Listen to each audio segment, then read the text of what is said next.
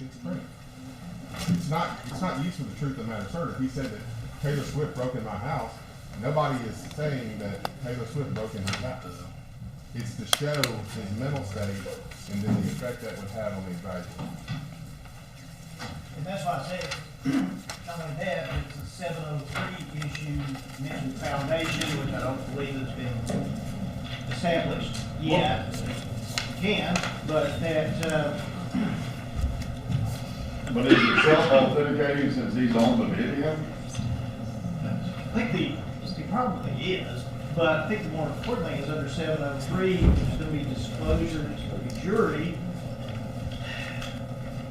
data or facts as fall under that, underlying the expert's opinion that are otherwise inadmissible under the rules of evidence, which is this would be, will not necessarily be disclosed to the jury unless the court must first determine the probative value of such underlying facts or data in assisting the jury to evaluate the expert's testimony substantially outweighs its prejudicial value, and to guard against the possibility of determining under inadmissible underlying data, again, assuming the foundations been raised when the judge, not the jury, decides whether they are of the type reasonably relied upon by experts in that field or in opinions and so on. That's what I think. That's what I'm saying. I think that'd be fairly easy. But that's the foundation. Then, And I as long checked as that those box. facts or data or the type reasonably relied upon, the expert may use the information. However, otherwise inadmissible because of the danger, the jury will nevertheless consider them as substantive evidence, so on and so on, to guard against this possibility. They are not to be disclosed to the jury by the proponent unless the court first considers whether the risk, that's substantial in the weighing process, is worthwhile. Only if the court finds that the probative value substantially outweighs the prejudicial effect should the inadmissible underlying information be disclosed to the jury. That's where we are, I think, at this point. The state's position is this would be unduly prejudicial to see the defendant, to see the video. I'll review the video and we'll argue the flaws more for. But that's the basis. Yeah, I understand. In just in 30 seconds, let you know where I'm coming from. The prejudicial effect, I don't understand what the prejudicial effect is to the state, but the probative value is significant because they ask the question in a way to make it appear as if the defense attorney is doing something to skew the result. When you say to persuade you, that gives an impression that the defense attorney is trying to skew her into something. And the video is the video. And that's why the probative value is so high on it at this point, because of the question that he asked. Now, I got a bunch more videos, all right, but I'm only asking to play one of them. And I got police reports. I could go down the whole 9 yards with this thing based on that question that he asked. Yeah. So that's where we're coming from. Anything else to come out? Not a pump truck. Bring back.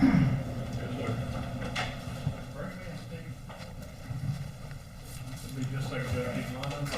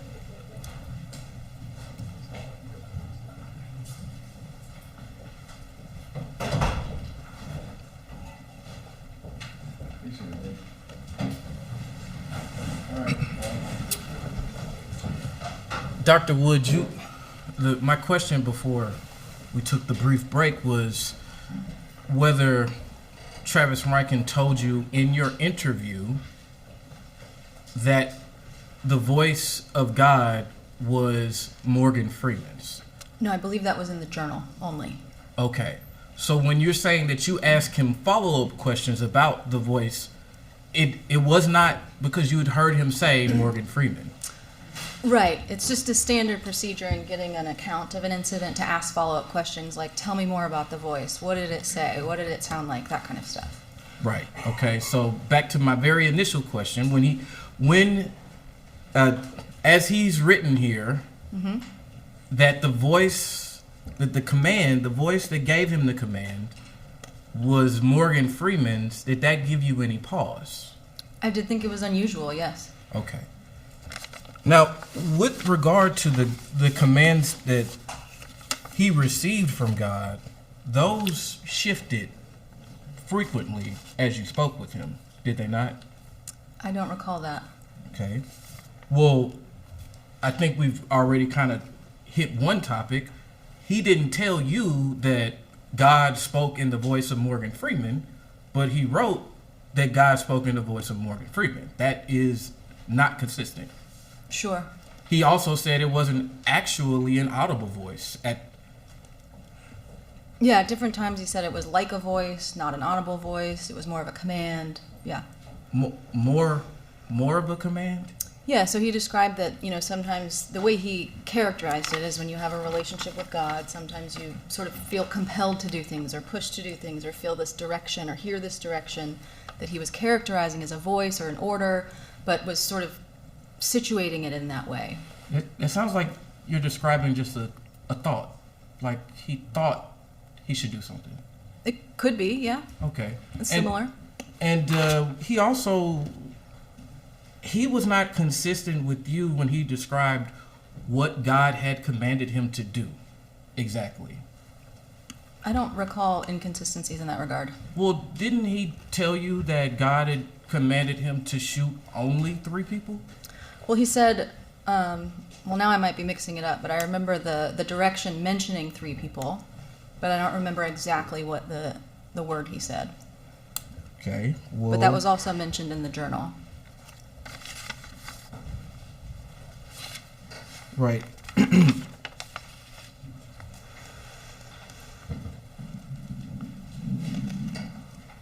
You see page 42. I guess midway through the second paragraph. Mm-hmm. Would you look at that and tell me if you're able to refresh your recollection as to what he told you about what God commanded him as to how many people he had to shoot? Mm-hmm.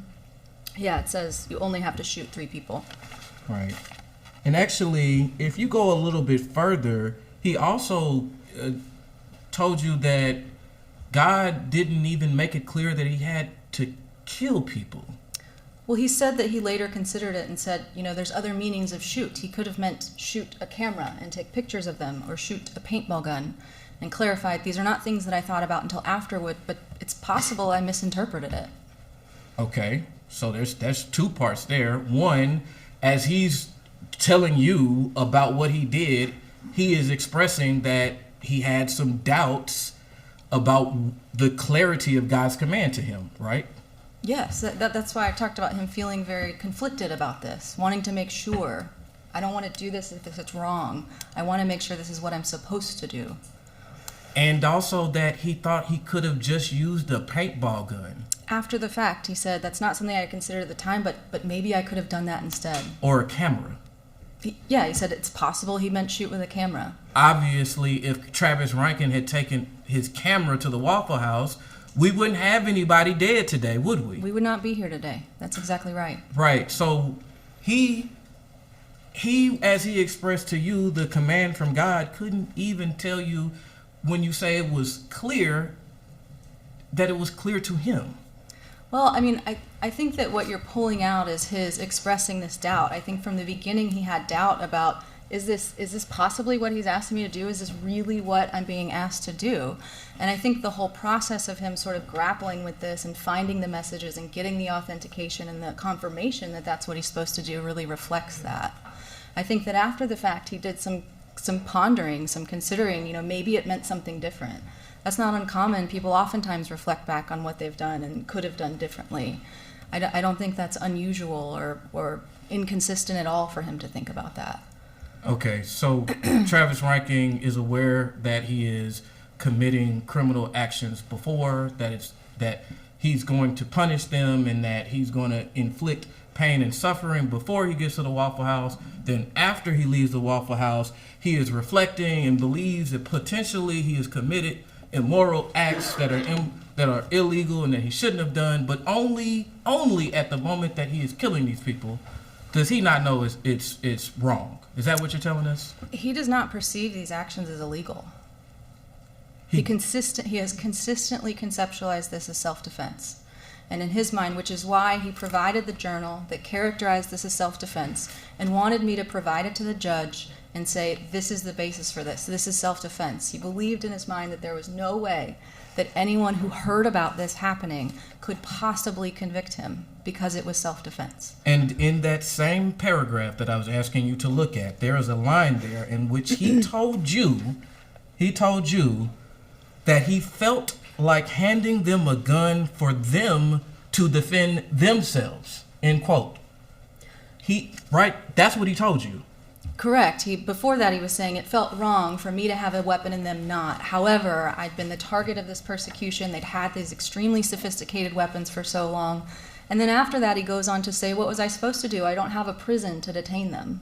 I'd called the police. I can't do that.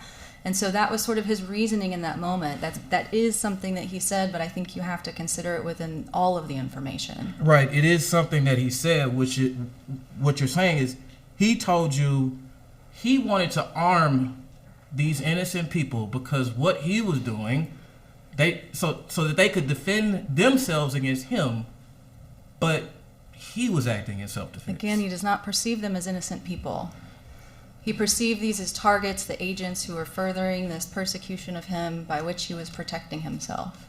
He perceived in that moment that it was an uneven match in the ways of why he said, I could have provided them a weapon, but also sort of talked about in the past that was incongruent with what he had experienced. I think it's also inconsistent with later things that he said when he talked about shooting them in certain ways. He wanted it to be more humane than what they had done to him. And so I think you just have to consider all of this together. You don't recall him saying when he was shooting, when he described in the journal shooting Taurean Sanderlin, that he shot him in a way to cause him to suffer and to give him the opportunity to get right with God, cause him to suffer like Travis Reinking, had suffered? I think it said the opposite of that. I think that he wanted to be more humane and not cause them to suffer in the same way that he had. Yeah, okay.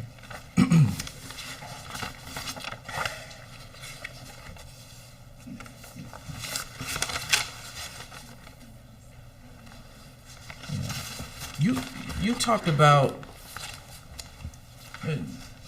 defense attorney asked you whether or not Travis Reinking appeared to be in his right mind when he committed a carjacking. I guess this should be. I did not ask that question. Oh, I'm sorry. As he's riding back from getting his truck. No, I asked if he seemed if he was in his right mind when she was interviewing him. Fair enough.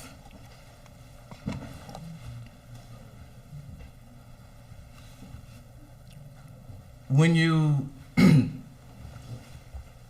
what's the name of the malingering test that you were going to give Travis Reinking? Oh, the one that I was going to administer. It's the MMPI-2RF. Okay. And you said that he would have no way to know. I don't think there's any way that he could have, that I was going to administer that, no. Unless somebody told him. I don't know who could have told him. Did you talk to his attorney about it? No. Okay. I don't regularly keep in touch with the attorneys during the course of the evaluation about what I'm doing. But in this case, you did. I received communication from him, yes. Right. But I don't tell them that this is what I'm going to do or these are the tests that I'm going to administer. That is not standard. Okay. You were asked on redirect whether Travis Reinking believed that you were part of the conspiracy also. Correct. And you're saying that he did.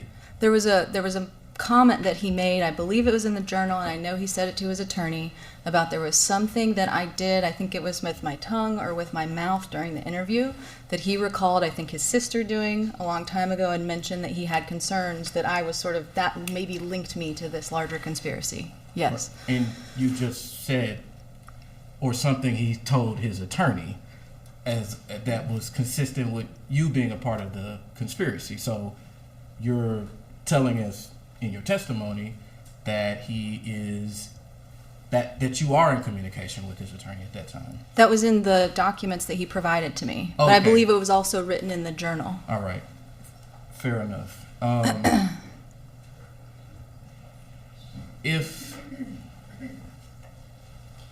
Travis Reinking also believed that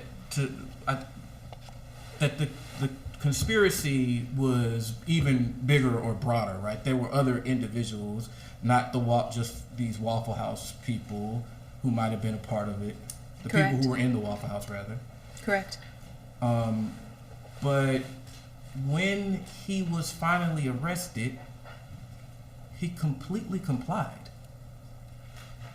Sure.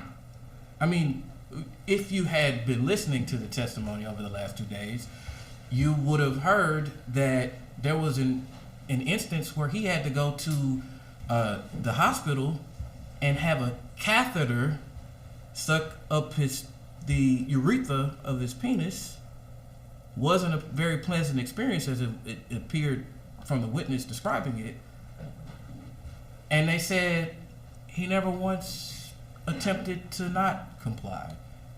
Shouldn't, if he believes everyone's a part of this conspiracy, not be unwilling to comply with the actual government agents who have the guns, who actually want to detain him?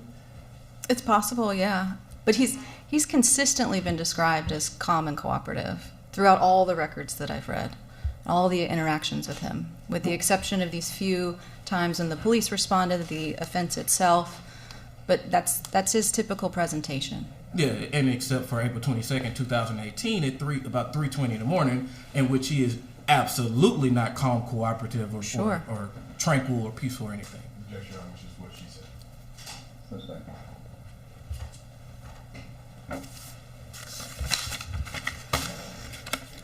You talked about back to the issue of the command, the very, very clear, extremely specific command he received. On redirect, defense counsel asked you to read some more of Exhibit 70, and I'm going to ask you to do the same with a little bit more. I want you to start at page 16, and just please read until I tell you to stop, if you don't mind. Beginning at the top. Just let me catch up to it, because I need to see if it's on the same matter that I redirected on.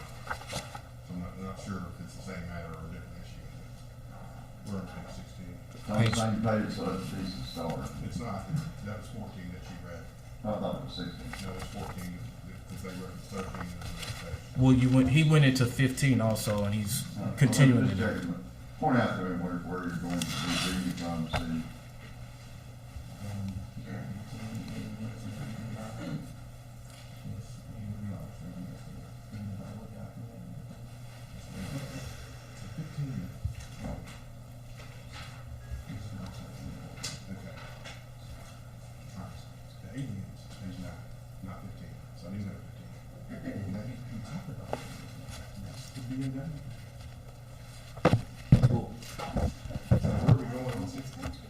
Judge, we can approach, but I believe the testimony on redirect was about. Lord, Okay.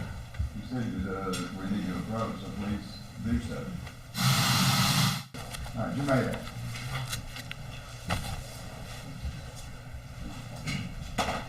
Dr. Wood, Would you please go to page 16 of Exhibit 70 Sure. and please begin reading?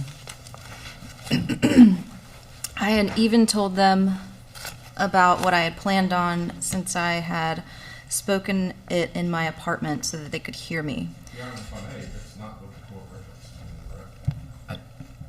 Yeah, not the first sentence, start. Please start at the third sentence. When I repossessed is how it begins. Okay, when I... Fifth line. Okay. Oh, When I repossessed the BMW, I had told them that's what I had planned on going to the Waffle House in my area with lethal intent this time.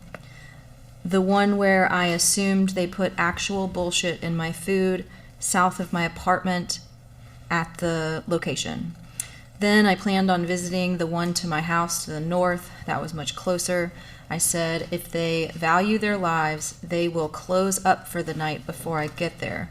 This would probably get them fired from their cover jobs, but I saw that as fair since they had gotten me fired from my work. you can Keep going. continue. I gave them several hours' notice that if nobody was at those two locations, then I would just go home and go to bed. That, or they would have to accept the consequences for threatening my life and well-being. Keep going. Yes. That's when several hours later, I walked outside into the open air after that. I planned on going to the Waffle House to the north first to make sure that it had closed. Walking to my truck, essentially naked with a gun, felt terrifying. I didn't know if I would be killed immediately when I walked outside, since I had told them what I would be doing. At this point, I didn't care anymore. My life was the last thing they could take from me at that point. They had already robbed me of all my dignity, amongst other things. Continue. When is this going? I don't know, when's the stopping point on this? Yeah, I thought we were talking about page 16, how far are we going? Well, Judge, this is a narrative that he's giving. It's all straight narrative form. It's not a break in this topic or discussion. I think everyone at this point in time. Outside the rules at this point. I think it's fair enough.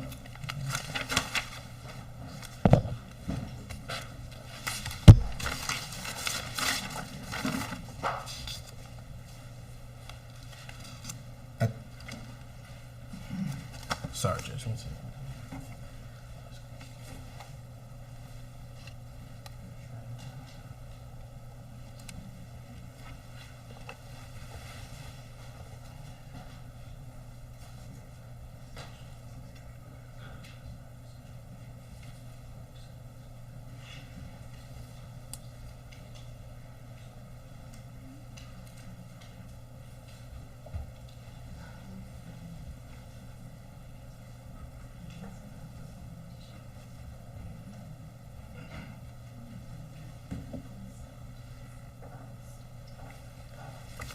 Dr. Wood, you just testified here on recross that Travis Reinking he reported that he was only commanded by God to kill 3 people, but you do know he killed way more people than that. Or he shot way more people than that. Correct. Right. And you also are aware that he described how he felt about that afterwards using terms that suggested that he knew it was wrong.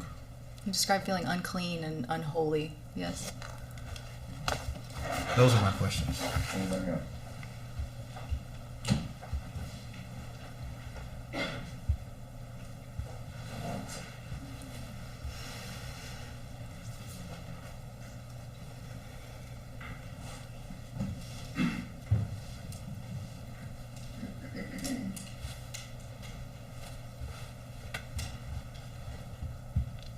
That's all. Thank you. Dr. Wood, that concludes your testimony. Oh, I'm sorry. That's yours. Did you get the report back? Yeah. The journal, I mean. Thank you, Doctor. All right, next. Just may we approach briefly? Thanks again. attorneys do agree on something. The next witness is Dr. Eisen, another forensic psychologist. And it's my understanding from the representations and agreed upon by both sides that her testimony will be quite lengthy, and there's no way we're going to get it in within the next 55 minutes. I certainly don't want to get in a position to try and push them along to try and get it in before 6 o'clock, and at the same time I have no desire whatsoever to bifurcate her testimony to where you get part of it today and then you kind of go tomorrow and you may not remember the connection and where we let off and picking up and things of that nature. So rather than doing any of that, we're just going to wait a little bit early. Dr. Eisen says she can be here first thing in the morning. Yes, Your Honor. So we can start at 8:30 and with Dr. Eisen rather than breaking her testimony up. I think it's just too important to break it up like that. You need to hear it all together because sometimes, as you can see, with experts, get a little complicated. So we're going to go ahead and recess at this point in time. Enjoy your evening. I understand Mr. Young is going to get some of you exercising.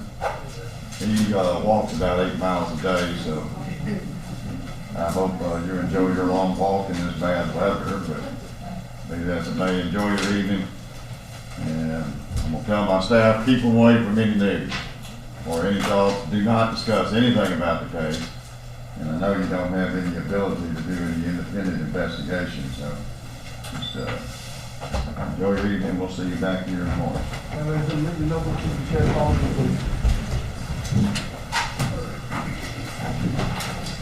Oh, when he runs, he doesn't walk. Excuse me.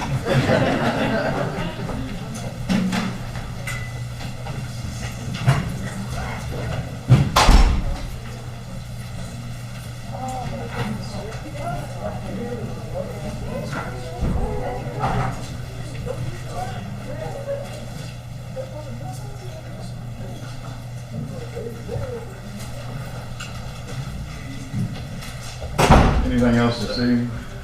I'm getting this video. Oh, that video, yeah. Are you going to download it? You emailing it to me or what? I have it on the thumb drive, and there's others on it. If I give you the name, you just go right to that. And it's easy to get to. It's not like the Pharaoh scams. Very simple. It better be if you want me to look at it. Couple clicks. He wants me to, I think, it's my understanding, you want to show one video as representative of the type of thing that she got from the attorney to evaluate. That's what I understand. Although there's numerous ones that, In addition to the email that we sent.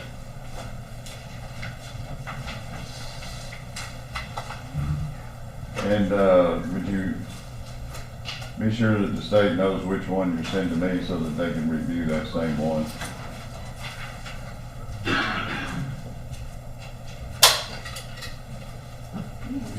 I'm talking to Kurt. Just that whatever you're going to send to me, make sure that you make the state, you said you were going to give it to me on a thumb drive. Also, they're all entitled. Okay, now make sure that they know which one you want me, that I'm reviewing, that you're wanting to play tomorrow. Absolutely.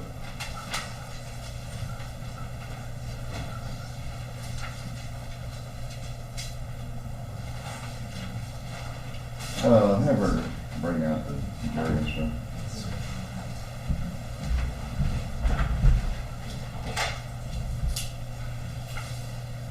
One thing, I think the most contested issue was the legal versus moral wrong.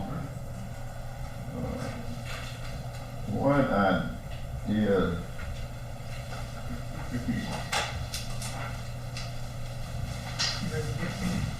Yeah, you can get it out.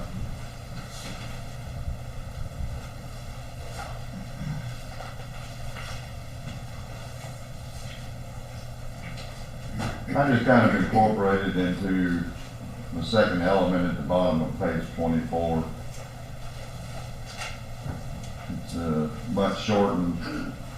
I understand the wording of the case law that you submitted.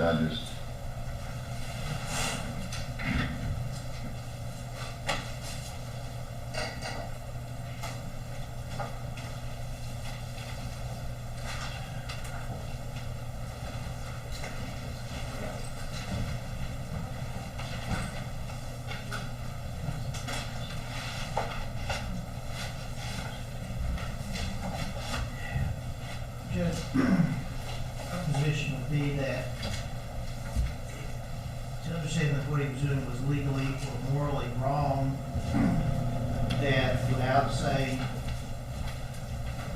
it is sufficient that the defendant knew that his actions were wrong in some form or another, I think it makes it even more confusing.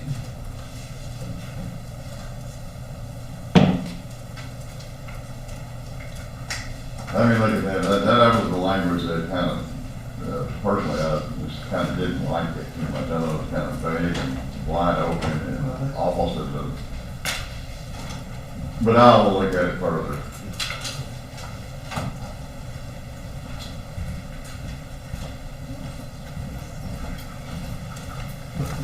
I don't think,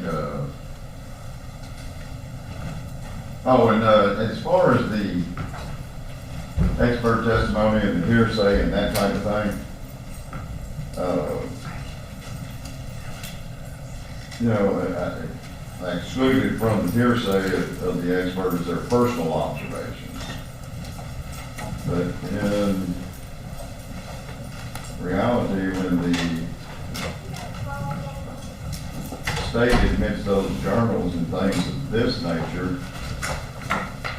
it's admissible as an exception to the hearsay,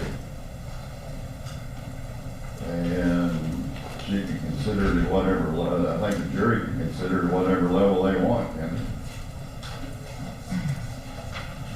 The journals, yes. Yes.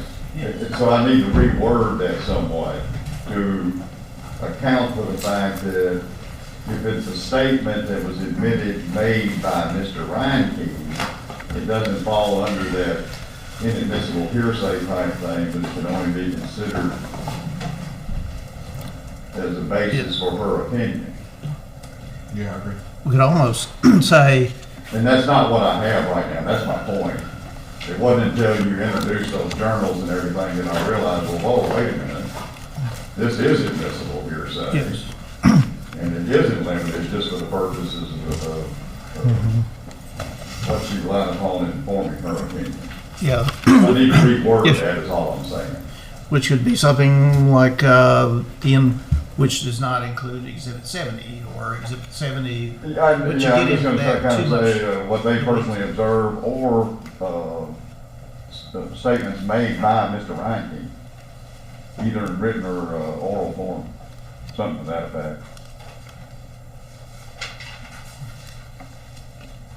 Okay, but I just want to make that note that there would be a little change on that one aspect. I see it as almost akin to the admissions against interest that you are, have the book over here, you can consider how much for the truth or whatever the admission against interest caveat is, that you may believe so much of it as you choose to. Oh, you mean add the additional charge of admission against interest? Yeah, I know which provision you're talking about. Yes, sir. It's not a confession, but can be considered in a manner such that is evidence of guilt on that, yeah. Yes, sir. Yeah. 4211.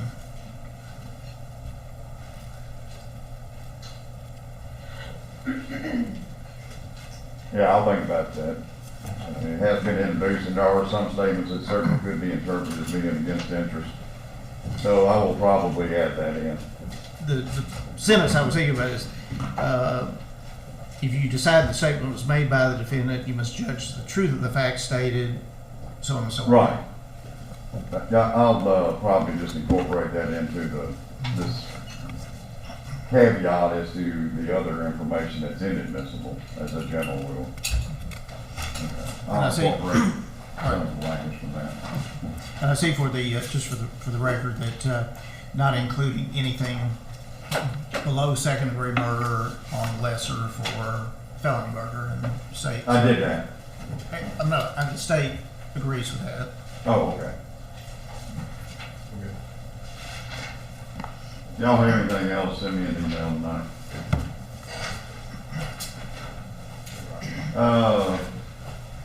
How long do you think Dr. Ison will take tomorrow? Who's doing cross-examination? Luke, and, I mean, she's, No, cross. Pro- Oh, you are? Sorry. Which might factor into the length. Well, it's just how long the questions are.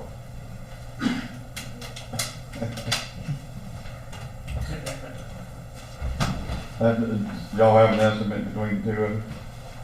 Have any I mean, I would idea? expect her testimony to be somewhat, if on direct, to be somewhat Comparable. similar length to the direct testimony of Dr. Wood. As far as length, so that, whatever that was, I didn't keep track of it. Yeah, what was it, about an hour? A little over an hour? I mean, she issued a new report within 36 hours of reviewing the voluminous amount of materials, and I can't. Okay. Well, I was just trying to see if how far we're gonna get it wrapped up tomorrow or not. Well, we have heard possibly one more witness.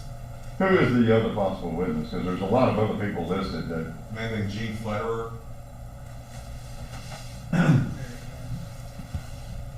so, Starts with a P. Yeah. oh. So you're not intending to call Kovacs? No. Okay, because he's in the jury charge, I'll take him out. Not, Or are you possibly gonna call him yes, sir. in rebuttal? Yes, sir. Okay. So I'll leave you in. So he, Fletcher, just a lay witness? Yes, sir.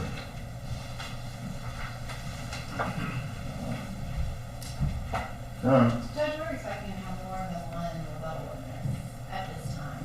That can always change, but it's possible we might have. Yeah, we got the one by deposition. Yes, sir. How long did that take? 20 minutes, maybe? Not long. Like 30, 30 40 minutes. We never addressed.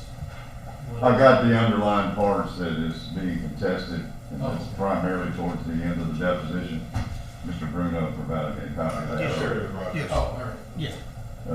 And it's just like the last 2 or 3 questions at the very end, so it could be easily edited out, redacted if, once I read the whole thing and get it in context.